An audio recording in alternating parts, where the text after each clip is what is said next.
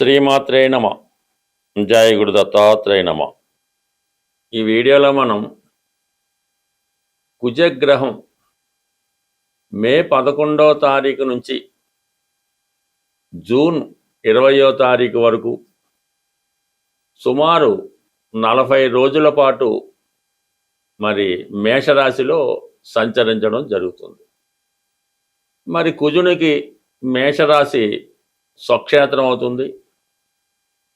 ఈ కారణం వల్ల మరి రుచిక మహాపురుష యోగం అనే యోగం కొన్ని రాశుల వారికి ఏర్పడడం జరుగుతుంది.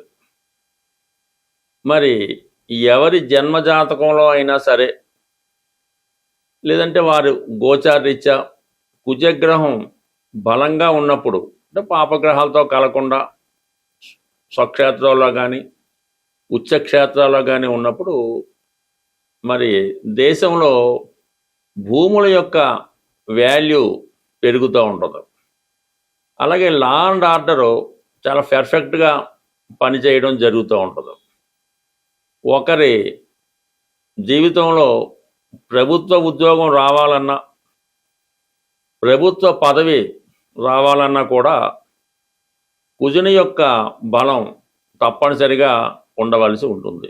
అది ఏ స్థానం అనుకుందాం, దశమ స్థానం, 2, 6 ఏ స్థానంలో ఉన్నప్పటికీ కూడా కుజుడు బలంగా ఉన్నవారికి అటు రాజకీయ నాయకుడు అవ్వచ్చు, ఇంచుమించు ప్రైమ్ మినిస్టర్ దగ్గర నుంచి సాధారణ వార్డు కౌన్సిలర్ వరకు కుజుని యొక్క బలం ఉంటేనే కంపల్సరిగా ఆ జాతకుడు జీవితంలో సక్సెస్ఫుల్గా ధన సంపాదన చేయగలడు. ఒక మగవాడ్ల వాడి జీవితం బాగుంటుంది. అలాగే స్త్రీల యొక్క వివాహ జీవితంలో వారి యొక్క జాతకరీత్యా కుజుడు భర్తకారకుడు అవుతూ ఉంటాడు. మరి స్త్రీ జాతకంలో కుజుడు ఎంత బలంగా ఉంటే అంత సమర్థుడైనటువంటి భర్త రావడం జరుగుతూ ఉంటుంది. అలాగే వాళ్ళకి పుత్ర సంతానం కలుగుతారు. ఆ పుట్టిన పిల్లలు కూడా జీవితంలో చాలా ఉన్నత స్థాయికి రావడం జరుగుతూ ఉంటుంది.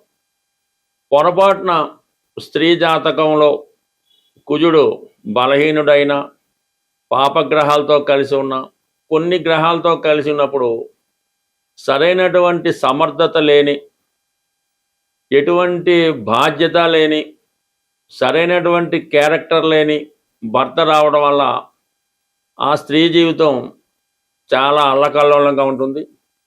మరి విడాకులు తీసుకోవడానికి కానీ, వివాహ జీవితం విచ్ఛిన్నం కావడానికి కానీ స్త్రీ జాతకంలో కుజుడే ప్రధాన కారకుడు అవుతూ ఉంటాడు. అంటే మనకు ఉన్నటువంటి గ్రహాల్లో సూర్యుడు, కుజుడు అగ్నితత్వ గ్రహాలు. మరి కుజుడు యొక్క తన పవర్ అంతా కూడా, అంటే రవి యొక్క పవర్ అంతా కూడా కుజుడి ద్వారా రావడం జరుగుతూ ఉంటుంది. అందుకనే రవి అంటే సూర్య భగవానుడు రాజుగాను, కుజగ్రహం సైన్యాధ్యక్షుడిగా ఉండడం జరుగుతుంది. అందుకనే మరి కుజుడు బలంగా ఉంటేనే ప్రభుత్వ ఉద్యోగం ఆల్రెడీ ఐఏఎస్ అవ్వాలన్నా, ఐపీఎస్ అవ్వాలన్నా, సివిల్స్లో పాస్ అవ్వాలన్నా, రెవెన్యూ డిపార్ట్మెంట్కి వెళ్ళాలన్నా కుజుడు తప్పనిసరిగా ఉండాలి. భూములు, భూస్వాములు, భూమి మీద ఆధిపత్యం కూడా కుజగ్రహం వల్లే జాతకుడికి రావడం జరుగుతుంటుంది. పుట్టినప్పుడు జాతకుడు ఎంత హీనమైన కుటుంబంలో, దేనికి పూట కూడా గడవని కుటుంబంలో జన్మించిన వాడు కూడా వారి యొక్క జన్మ జాతకంలో కుజుడు బలంగా ఉంటే వాడు స్వయం కృషితోనే కోట్లాది రూపాయలు చాలా తొందరగా సంపాదించడం జరిగే అవకాశం ఉంది. బట్ ఎవరి జీవితంలో అయినా కుజుడు కంపల్సరిగా బలంగా ఉండాలి. సోకాల్డ్గా ఉన్నటువంటి కుజదోషం అందరూ అనుకున్నట్టు దానికి కూడా కుజుడు కారణమవుతుంటాడు. కుజుడు తొందరపాటుతనానికి, ఆవేశానికి కారణమవుతుంటాడు. కాబట్టి ఈ కుజుడు ఉండరాని చోట్ల ఉన్నప్పుడు జాతకుడు స్వయం కృషితో మరి తొందరపాటు చర్య వల్ల వివాహ జీవితాన్ని కూడా విచ్ఛిన్నం చేసుకోవడం జరుగుతూ ఉంటుంది. అందుకని అటు అమ్మాయి జాతకంలోనూ అబ్బాయి జాతకంలోనూ కుజుడు ఎంత బలంగా ఉంటే, అందుకనే ఈ కుజదోషం ఒకరికి ఉంటే ఇంకొకరికి కూడా ఉండాలన్న అర్థం ఏంటంటే, ఇద్దరు జాతకాల్లో కుజుడు బలంగా ఉంటే, సమాన స్థాయిలో సమాన స్థితిలో ఉంటే అది న్యూట్రల్ అవ్వడం జరుగుతూ ఉంటుంది.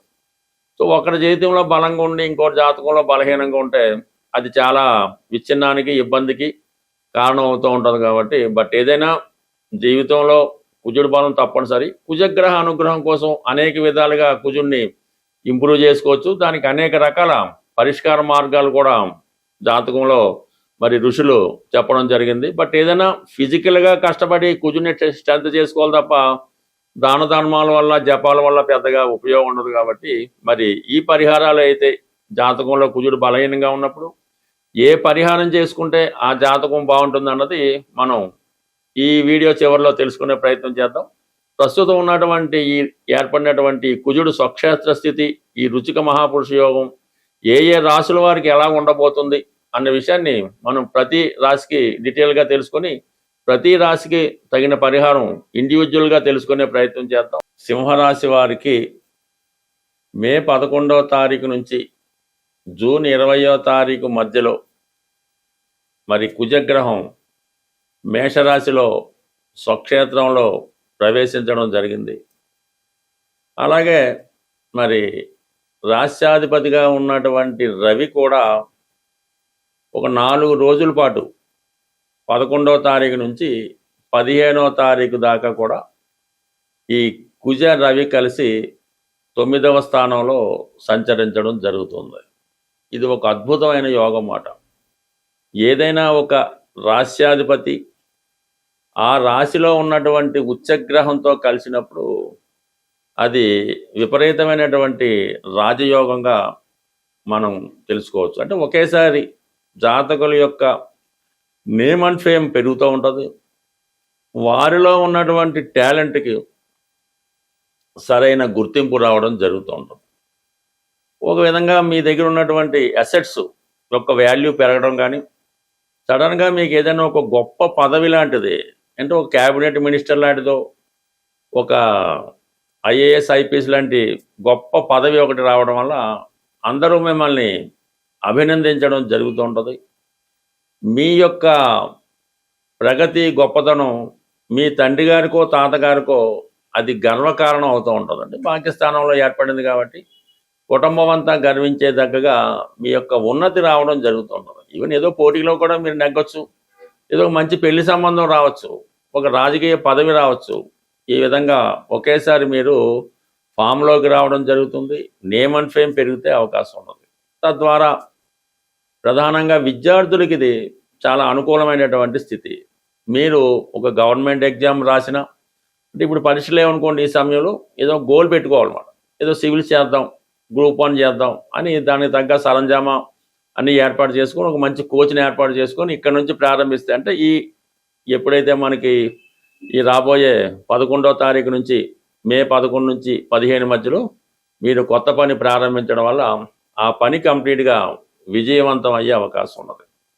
ఇక సాధారణంగా మరి కుజుడు చతుర్థాధిపతిగా భాగ్యస్థితి వల్ల పెద్దవారి ద్వారా మీకు స్థిరాస్తి, అంటే వారసత్వంగా మీకు ఏదైతే ఆస్తి రావాలో ఆ ఆస్తి మీకు రావడం జరుగుతుంది. అలాగే మీకు ఏదైనా ఒక పదవి లాంటిది పెద్దవారి ద్వారా, అంటే మీరు ఏదైనా ఒక పెద్ద ఫ్యామిలీకి చెంది ఉంటే వారసత్వంగా మీకు వచ్చే పదవి లాంటిది ఈ సమయంలో రావడం జరుగుతుంది. అలాగే మీరు ఏదైనా ఒక సిటీలో ఒక గృహాన్ని పర్చేజ్ చేయడం కానీ జరిగే అవకాశం ఉంది. విద్యార్థులకి 100కి 100 పాళ్ళు ఉన్నత విద్యా అవకాశాలు, ఒక మంచి నేమ్ ఉన్నటువంటి యూనివర్సిటీలో కాలేజీలో సీట్ రావడం జరుగుతుంది. అలాగే విదేశ విద్యార్థులకి, విదేశంలో చదువుతాం అనుకున్నటువంటి విద్యార్థులకి ఈ సమయంలో మీ యొక్క ప్రయత్నం అన్నది సంపూర్ణంగా నెరవేరే అవకాశం ఉంది. అంటే దీనికి ఎంత బలంగా ఈ సింహరాశి వారికి ఈ అభివృద్ధికి కారణం ఈ మే 11వ తారీఖున రావడం కారణం ఏంటంటే, కేవలం ఒక కుజుడే స్వక్షేత్రంలోకి రావడమే కాకుండా మరి రవి కూడా 10వ స్థానంలో సంచరిస్తూ ఉంటాడు. మరి రవి దిగ్బల్లో ఉంటాడు. రాశ్యాధిపతి బలంగా ఉంటే మిగతా ఇచ్చే గ్రహాల ఫలితం అందుకోవడం జరుగుతుంది. అదే రాశ్యాధిపతి ఏ నీతిలో ఉంటే ఏ గ్రహం ఎంత బలంగా ఉన్నా జాతకుడికి ఏమీ ఉపయోగం ఉండదు. అందువలన ఇప్పుడు 10వ స్థానంలో రవి దిగ్బలుడు అంటే ఇంచుమించు ఉచ్చలో ఉంటే ఏ ఫలితం ఇస్తాడో అదే ఫలితాన్ని మీకు రవిగ్రహం ద్వారా పొందబోతున్నారు. ఇక లాభంలో ఉన్నటువంటి గురుగ్రహం ఇంచుమించుగా మే నెలాఖరు దాకా కూడా ఈ గురువు లాభస్థానంలో ఉండవు. ఇవన్నీ కూడా మీకు ఈ 9, 10, 11 స్థానాలు చాలా పవర్ఫుల్గా బలంగా ఉండడంతో జాతకుడికి అష్టమ శని వల్ల కొద్దిగా అడ్డంకులు వచ్చినా అది నిజాయితీగా మీ ఆశించే దాంట్లో మీరు చేసే ప్రయత్నంలో నిజాయితీ ఉంటే అష్టమ శని కూడా మీకు కొంతవరకు సహకరించే అవకాశం ఉంటుంది. ఎందుకంటే ఈ గ్రహాలు 9, 10, 11 రావడం వల్ల అది శని యొక్క ఫేవర్ కూడా మీకు ఈ సమయంలో రావడం జరిగే అవకాశం ఉంది. కాబట్టి ఏదైనా సింహరాశి వారు కొత్త ప్రయత్నాలు ఖచ్చితంగా ప్రారంభించవచ్చు. అది ఎంత పెద్దదైనా సరే మీరు చాలా ధైర్యంగా ముందుకెళ్తే ఆ సమస్య మీకు చాలా వరకు మీకు ఫేవర్గా రావుద్ది. ప్రధానంగా ఒక ఆకస్మిక వార్త, అది ధనలాభమా, రాజకీయ పదవా, ఏదైనా ఒక పనికి లైసెన్సా, లేదంటే గతంలో మీకు శత్రువులుగా ఉన్నవాళ్ళు మిత్రులుగా మారడమా, ఇది ఏదో ఒకటి అద్భుతం మీకు ఈ సమయంలో రావడం జరుగుతుంది. ఇది ఎక్కువగా పోలీస్ డిపార్ట్మెంట్లో ఉన్న వారికి, క్రీడా రంగంలో ఉన్న వాళ్ళకి, రియల్ ఎస్టేట్ రంగంలో ఉన్న వాళ్ళకి, రాజకీయ రంగంలో ఉన్న వాళ్ళకి, స్వతంత్ర వృత్తుల్లో ఉన్న వాళ్ళు ఎవరికైనా సరే మీరు ఇంతకాలంగా ఎదుర్కొంటున్నటువంటి చాలా సమస్యలు ఈ మే 11 నుంచి మీకు అనుకూలంగా మారడం జరుగుతుంది. ప్రతి సమస్యకు కూడా ఏదో ఒక పరిహారం అన్నది రావడం జరుగుతూ ఉంటుంది.